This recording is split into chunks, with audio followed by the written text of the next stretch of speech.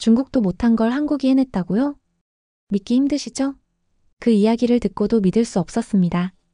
사막 한가운데 수천 년 동안 생명이 자라지 않던 그 황량한 땅에 지금은 숲이 우거지고 동물들이 뛰어놀고 있습니다. 그곳은 중국이 수십 년간 수조 원을 쏟아 부었음에도 불구하고 한 번도 성공을 거두지 못한 땅이었습니다. 하지만 그곳에서 한 한국 기업이 18년 동안 묵묵히 그리고 끈질기게 기적을 일궈낸 것입니다.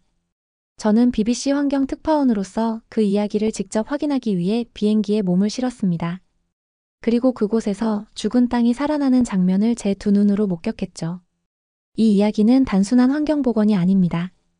이건 불가능을 가능으로 만든 한국인들의 이야기입니다. 한 나라가, 한 기업이, 한 민족이 어떻게 세상을 변화시킬 수 있는지를 보여주는 기적의 순간이었죠. 지금부터 그 현장을 여러분께 보여드리겠습니다. 과연 이 기적이 어떻게 가능했는지 그 뒷이야기를 풀어보겠습니다. 이야기가 궁금하시다면 영상 시작하기 전 구독 부탁드립니다. 여러분 인생의 로또 1등 당첨의 행운을 불러오게 합니다. 해외 커뮤니티 레딧에 올라온 사연으로 제작된 영상입니다. 안녕하세요. 저는 BBC 환경특파원 제임스 윌슨입니다. 환경특파원으로서 전 세계의 환경 문제들을 취재하고 있었습니다. 그러던 중 우연히 한 한국 기업이 바가노르 사막에서 사막을 숲으로 만드는 불가능에 가까운 프로젝트를 진행하고 있다는 소식을 접하게 되었습니다. 처음 이 이야기를 들었을 때 솔직히 말해 반신반의했습니다. 중국은 수십 년간 사막화 방지를 위해 엄청난 자원을 투입해왔지만 성과는 제한적이었습니다. 삼북방울임 프로젝트는 1978년부터 시작된 세계 최대 규모의 조림 사업이었지만 많은 지역에서 심은 나무들이 살아남지 못했고 사막화는 계속 진행되었습니다. 그런데 어떻게 한국의 한 기업이 중국조차 해결하지 못한 문제를 해결할 수 있을까요? 호기심과 의구심을 안고 저는 바가노르 사막으로 향했습니다. 베가노르 사막 한가운데 위치한 미래환경연구소의 현장 기지에 도착했을 때 저는 첫 번째 충격을 받았습니다. 기지 주변으로 푸른 초원과 작은 숲이 펼쳐져 있었기 때문입니다. 마치 오아시스처럼, 아니 오아시스보다 훨씬 더 넓은 녹지가 사막 한가운데 자리 잡고 있었습니다. 믿기지 않으시죠? 박준호 박사가 제 표정을 읽고 물었습니다. 저희도 처음에는 이런 결과를 기대하지 못했습니다. 하지만 18년의 노력이 이런 결실을 맺었습니다. 이곳에 서면 마치 두 개의 다른 세계를 보는 듯합니다. 한쪽은 끝없이 펼쳐진 황금빛 모래 언덕, 다른 쪽은 푸른 초원과 작은 숲들. 이 극명한 대비가 한국 기업의 성과를 가장 명확하게 보여줍니다. 왜 중국이 하지 못한 일을 한국이 해낼 수 있었을까요? 저는 박 박사에게 직접적인 질문을 던졌습니다. 그것은 접근법의 차이입니다. 박 박사가 대답했습니다. 기존의 방식은 주로 나무를 심는 데 집중했습니다. 하지만 나무만 심는다고 생태계가 복원되는 것은 아닙니다. 저희는 생태계 전체를 복원하는 데 초점을 맞췄습니다. 박 박사의 설명에 따르면 미래환경연구소는 통합적 생태계 복원 접근법을 개발했습니다. 이는 물 관리, 토양 개량, 식물 선택, 그리고 지역 사회 참여를 모두 포괄하는 방식입니다. 박 박사의 말을 들으며 저는 환경 문제 해결에 있어 종합적인 시각의 중요성을 다시 한번 깨달았습니다. 단순히 증상만 치료하는 것이 아니라 근본 원인을 해결하는 접근법이 필요한 것입니다. 미래환경연구소가 심은 식물들은 다양성이 특징입니다. 사막 환경에 잘 적응하는 초본식물부터 시작해 점차 관목과 교목으로 이어지는 생태적 천위를 고려한 식재가 이루어졌습니다. 이는 자연의 복원 과정을 모방한 것으로 인위적인 개입을 최소화하면서도 최대한의 효과를 얻을 수 있는 방법입니다. 또 다른 중요한 차이점은 지역사회의 참여였습니다. 미래환경연구소는 현지 주민 500여 명을 고용하고 그들에게 생태복원 기술을 교육했습니다. 이는 단순한 일자리 창출을 넘어 프로젝트의 지속 가능성을 보장하는 핵심 요소였습니다.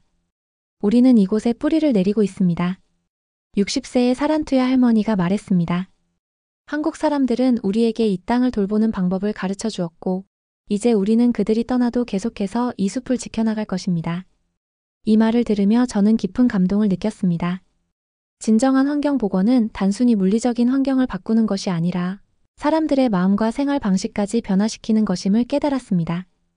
유엔에 따르면 전 세계적으로 매년 1200만 헥타르의 토지가 사막으로 변하고 있으며 이는 영국 면적의 절반에 해당합니다. 기후변화와 과도한 방목, 삼림 벌채 등이 주요 원인으로 지목되고 있습니다. 이런 절망적인 상황에서 2000년대 초반 한국의 미래환경연구소라는 기업이 나타났습니다. 그들은 불가능해 보이는 도전을 시작했습니다. 바로 이 황량한 사막을 다시 초원으로 그리고 숲으로 되돌리는 프로젝트였습니다. 그 당시 많은 사람들이 의아해했습니다. 어떻게 한국의 한 기업이 이 척박한 사막에서 희망을 찾을 수 있을까요? 한국 연구진은 단순히 나무를 심는 것이 아니라 사막의 근본적인 문제를 해결하기 위한 종합적인 접근법을 개발했습니다. 고효율 물 관리 시스템, 토양 개량 기술, 그리고 미세 뿌리 기술을 통해 사막의 열악한 환경에서도 식물이 자랄 수 있도록 했습니다. 이러한 기술은 한국의 뛰어난 연구개발 능력과 끈기의 결과였습니다. 그리고 무엇보다도 이 프로젝트는 현지 주민들과의 협력 없이는 불가능했습니다. 18년이 지난 지금 바가노르 사막은 눈부신 변화를 겪었습니다. 한때 끝없는 모래뿐이던 곳에 이제는 2만 헥타르의 초원과 숲이 펼쳐져 있습니다. 지역 생물 다양성은 400% 증가했고 50종 이상의 조류와 30종의 포유류가 돌아왔습니다. 이 모든 것은 한국의 미래환경연구소와 현지 주민들이 함께 만든 기적입니다. 사막화는 전 세계적으로 심각한 문제입니다. 하지만 바가노르 사막에서 한국인들이 보여준 사례는 인간의 의지와 기술이 이러한 문제를 해결할 수 있다는 희망을 줍니다. 이 이야기는 단순히 환경복원을 넘어 사람과 자연이 함께 만들어낸 기적입니다. 한국 미래환경연구소는 사막을 초원으로 바꾸기 위해 여러 혁신적인 기술을 도입했습니다. 그중 가장 주목할 만한 것은 고효율 물 관리 시스템입니다. 사막에서 물은 가장 소중한 자원입니다. 연구소는 식물 뿌리 주변에만 물을 공급하는 미세관계 시스템을 개발했습니다. 이를 통해 일반적인 관계 방식보다 70% 적은 물로도 식물을 키울 수 있게 했습니다. 우리는 빗물을 최대한 활용하고 지하수를 효율적으로 사용하는 기술을 개발했습니다. 사막에서는 물 한 방울이 생명을 의미하니까요. 라고 연구소의 책임자 박준호 박사가 설명했습니다. 또한 토양 개량 기술도 중요한 역할을 했습니다. 모래에는 영양분이 거의 없어 식물이 자랄 수 없습니다.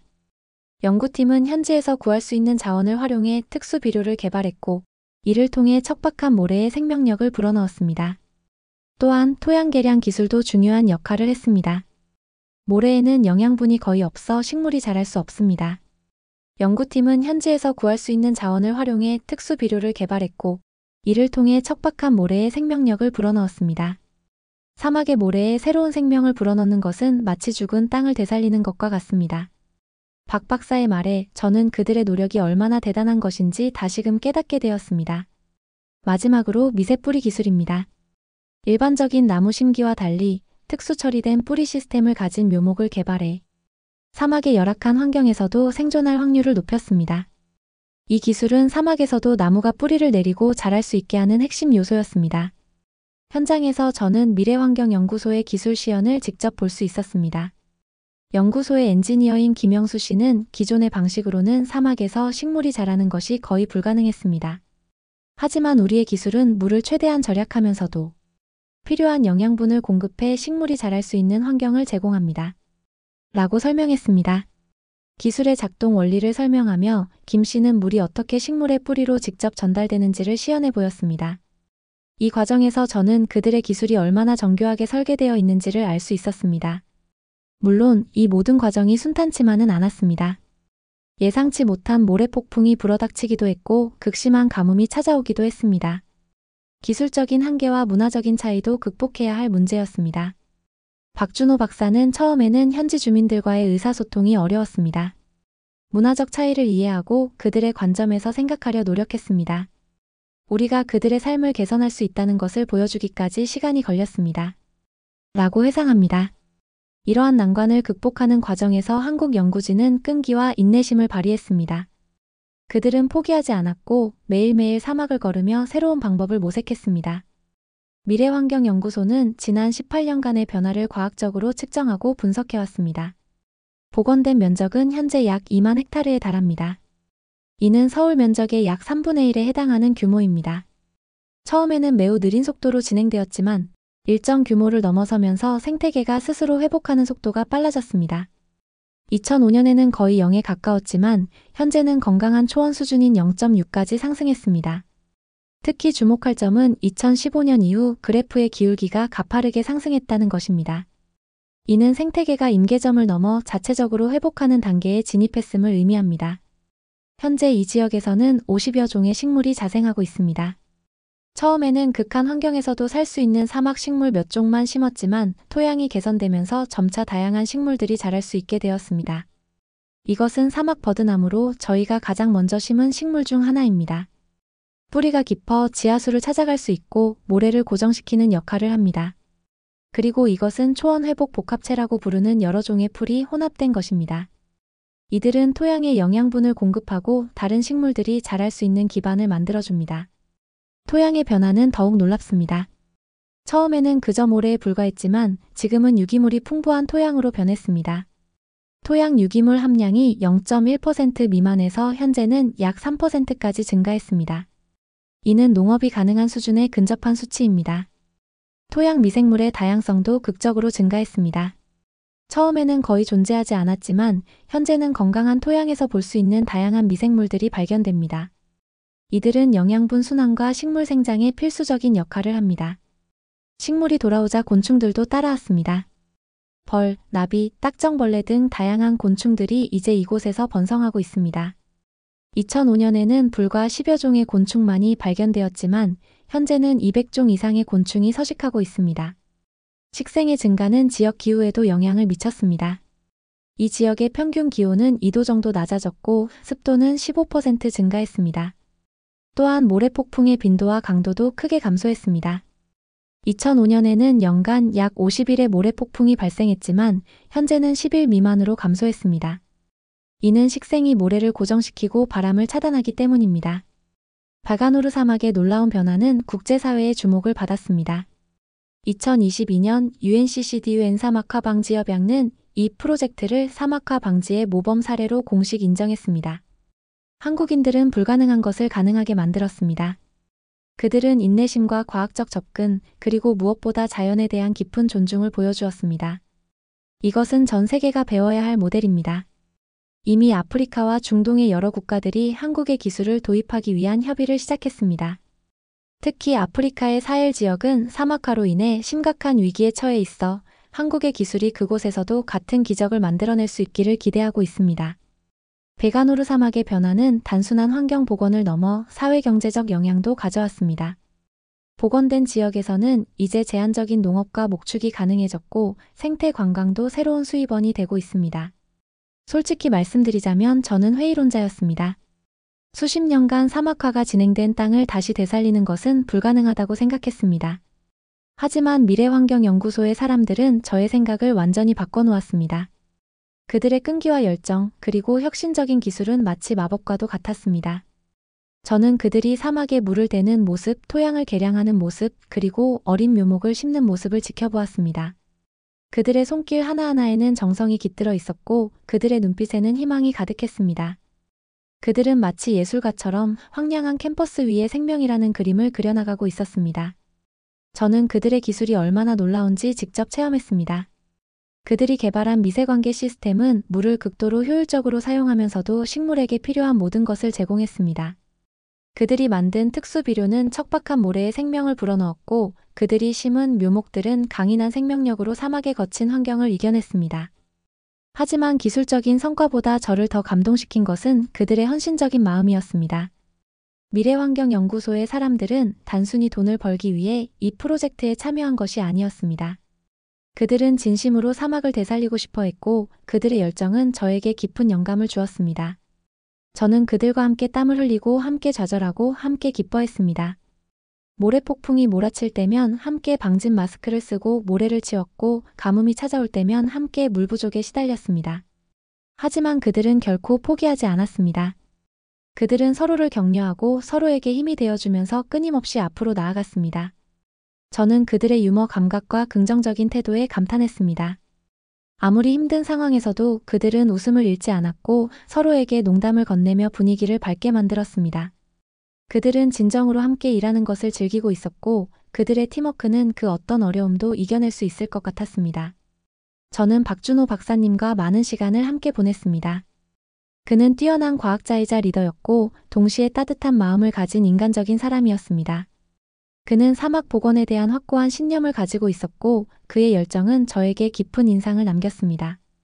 박 박사님은 저에게 이런 말씀을 하셨습니다. 우리는 자연을 정복하려는 것이 아닙니다. 우리는 자연과 함께 공존하고 자연의 회복력을 돕는 것입니다. 그의 말은 저에게 큰 울림을 주었습니다. 저는 그동안 인간이 자연을 파괴하는 모습만 보아왔지만 이곳에서 인간이 자연을 치유할 수도 있다는 것을 깨달았습니다. 밤하늘 아래 저는 깊은 생각에 잠겼습니다. 저는 과연 무엇을 위해 이 일을 하고 있는가? 저는 왜 그토록 오랫동안 환경 문제에 관심을 가져왔는가? 저는 답을 찾았습니다. 저는 세상을 더 나은 곳으로 만들고 싶었습니다. 저는 우리 아이들이 깨끗한 환경에서 건강하게 자랄 수 있는 세상을 만들고 싶었습니다. 바가노르 사막의 기적은 저에게 희망을 주었습니다. 만약 우리가 미래환경연구소의 사람들처럼 헌신하고 노력한다면 우리는 지구를 구할 수 있을 것입니다. 우리는 기후변화를 막을 수 있고 사막화를 멈출 수 있으며 멸종 위기에 처한 동물들을 보호할 수 있습니다. 새로운 아침이 밝았습니다. 저는 다시 바가노르 사막을 걸었습니다. 이번에는 혼자가 아니었습니다. 제 옆에는 미래환경연구소의 연구원들과 현지 주민들이 함께 있었습니다. 우리는 함께 나무를 심고 함께 풀을 뽑고 함께 웃었습니다. 저는 그들의 눈에서 희망을 보았습니다. 그들은 더 이상 절망하지 않았습니다. 그들은 자신들의 노력이 결실을 맺을 것이라는 것을 믿고 있었습니다. 그들은 자신들의 손으로 더 나은 미래를 만들어갈 수 있다는 것을 알고 있었습니다. 이 작은 나무를 심으면서 제 마음은 묘한 감정으로 가득 찼습니다. 이 작은 묘목이 자라 큰 나무가 되면 저는 아마도 이곳에 없을 겁니다. 나무를 심는 동안 저는 옆에 있던 연구원에게 물었습니다. 이렇게 작은 나무가 정말 사막을 숲으로 만들 수 있을까요? 연구원은 웃으며 대답했습니다. 물론이죠. 이 나무가 자라면서 주변 환경을 바꿀 거예요. 뿌리가 땅을 단단히 잡고 잎이 태양을 막아 땅을 시원하게 해주죠.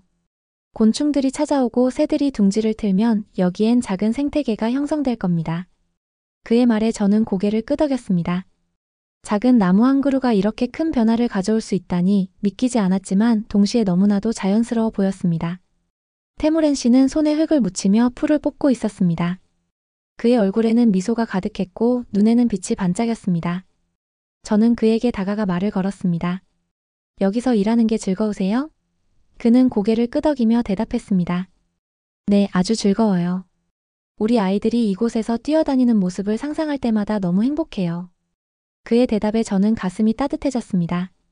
그저 사막을 초원으로 만드는 것이 아니라 그곳에 사는 사람들의 마음까지 변화시키고 있다는 것을 느꼈습니다. 점심시간이 되자 우리는 그늘에 앉아 함께 도시락을 나눠 먹었습니다. 간단한 샌드위치와 과일이었지만 모두가 함께하는 식사는 그 무엇보다 맛있었습니다. 식사 중에 자연스레 대화가 오갔고 웃음소리도 끊이지 않았습니다. 서로 다른 언어와 문화가 뒤섞였지만 우리는 모두 같은 목표를 가지고 있었습니다. 여러분은 정말 대단해요. 여기까지 오기까지 얼마나 많은 어려움이 있었을까요? 제가 묻자 한 연구원이 웃으며 말했습니다. 물론 쉽지 않았죠. 하지만 우리는 포기하지 않았어요. 사막은 우리에게 많은 것을 가르쳐 주었죠. 인내심, 협력, 그리고 작은 것의 소중함에 대해서 말이에요. 그의 말에 저는 깊이 공감했습니다. 사막은 단순한 황량한 땅이 아니었습니다. 그것은 사람들에게 끈기와 인내, 그리고 협력의 중요성을 일깨워주는 스승이었습니다. 저녁이 되자 우리는 다시 사막을 걸었습니다. 해가 지면서 하늘은 오렌지색으로 물들었고 그 아래로 드넓은 초원이 펼쳐져 있었습니다. 그 순간 저는 이곳이 얼마나 특별한 곳인지 다시금 깨달았습니다. 사막은 이제 더 이상 황량한 땅이 아니었습니다. 그것은 사람들의 노력과 열정이 깃든 살아있는 증거였습니다. 여러분, 사막에도 꽃은 핀다는 말을 들어보셨나요? 저는 이곳에서 그 말을 직접 목격했습니다. 사람들의 끈질긴 노력과 자연에 대한 존중이 결합되어 불가능을 가능으로 만들고 있습니다. 이곳에서의 경험은 저에게 큰 깨달음을 주었습니다. 그것은 바로 우리가 함께할 때 더 큰 일을 이룰 수 있다는 것입니다. 이곳에서의 시간은 끝났지만 제가 받은 감동과 깨달음은 영원히 남을 것입니다. 그리고 이 이야기를 여러분과 나눌 수 있어 정말 기쁩니다. 사막의 한가운데서 만난 희망의 이야기는 여러분에게도 큰 영감을 줄 것이라 믿습니다. 이곳 바가노르 사막에서 보낸 시간은 제게 잊지 못할 경험이었습니다. 한때 생명이라고는 찾아볼 수 없던 황량한 모래 언덕이 18년이란 시간 동안 푸른 초원으로 변모했습니다. 이 놀라운 변화는 한국미래환경연구소의 끈질긴 노력과 혁신적인 기술 그리고 현지 주민들의 열정이 만들어낸 기적입니다. 사막화는 전 세계적으로 심각한 문제입니다. 매년 지구상에서 영국 면적의 절반에 해당하는 토지가 사막으로 변하고 있습니다. 하지만 바가노르 사막에서 우리는 희망을 발견했습니다. 불가능해 보이는 일도 인간의 의지와 과학기술 그리고 자연과의 협력을 통해 해결할 수 있다는 것을 말입니다. 이 이야기는 단순한 환경보건 프로젝트가 아닙니다. 이것은 인간과 자연이 함께 만들어가는 희망의 메시지입니다. 사막에도 꽃은 핍니다. 그리고 그 꽃을 피우기 위한 우리의 노력은 결코 헛되지 않을 것입니다. 여러분, 오늘 바가노르 사막의 놀라운 변화 이야기가 마음에 와닿으셨나요? 불가능을 가능으로 바꾼 한국인들의 열정과 끈기 그리고 희망의 메시지가 여러분께 작은 영감이 되었기를 바랍니다. BBC 환경 다큐멘터리 채널에서는 이처럼 세계 각지의 환경 문제와 그 해결책을 찾아가는 여정을 매주 여러분과 함께하고 있습니다. 지금 바로 구독 버튼을 누르시고 알림 설정을 해두시면 새로운 영상이 업로드될 때마다 가장 먼저 시청하실 수 있습니다. 또한 여러분의 좋아요와 댓글은 더 많은 사람들에게 이런 희망의 이야기를 전하는 데 큰 힘이 됩니다. 여러분의 작은 관심이 지구를 변화시키는 첫걸음이 될 수 있습니다.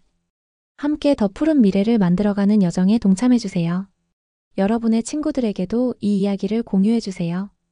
지금까지 BBC 환경 특파원 제임스 윌슨이었습니다. 다음 이야기에서 다시 만나 뵙겠습니다. 감사합니다.